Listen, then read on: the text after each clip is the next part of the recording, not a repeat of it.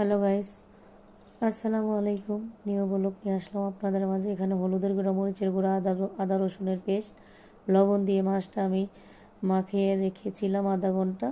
তারপর আমি লাল লাল করে ভেজে নিলাম। এখানে 150 গ্রামের মতো পেঁয়াজ কুচি দিয়েছি, তেল দিব পরিমাণ মতো। এখানে দিয়েছি কাঁচামরিচ কুচি। এখানে আদা রসুনটা পানির ভিতরেই দিয়ে দিয়েছি।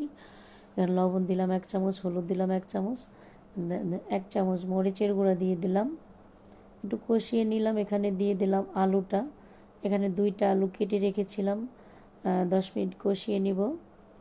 তো কষানো হয়ে গেছে, দিয়ে দিলাম ঝোল। ঝোলটা ফুটে ওঠা মাত্রই আমি দিয়ে দিলাম ঢেঁড়স। ঢেঁড়স খেতে কিন্তু ভীষণ মজা লাগে। আপনারা কে কে ঢেঁড়স খেতে ভালোবাসেন? এখানে আমি পাঙ্গাস মাছটা ভেজে রেখেছিলাম, সেটাই দিয়ে দিলাম। কিছুক্ষণ রান্না করে নিব। এখন কিছুক্ষণ রান্না করে নিলাম।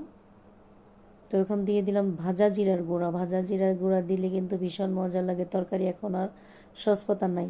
তো আমাকে যারা ইউটিউব থেকে দেখছেন, আমার ইউটিউব চ্যানেলের নাম নাজমা রান্নাঘর, অবশ্যই আমার চ্যানেলটাকে সাবস্ক্রাইব করে দিবেন, কমেন্টে জানাবেন।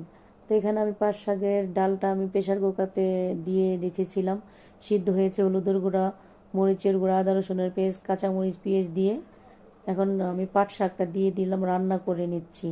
লবণও দিয়েছি। তো এখানে আমি পেঁয়াজ কুচি আর রসুন থেতো করে দিয়েছি।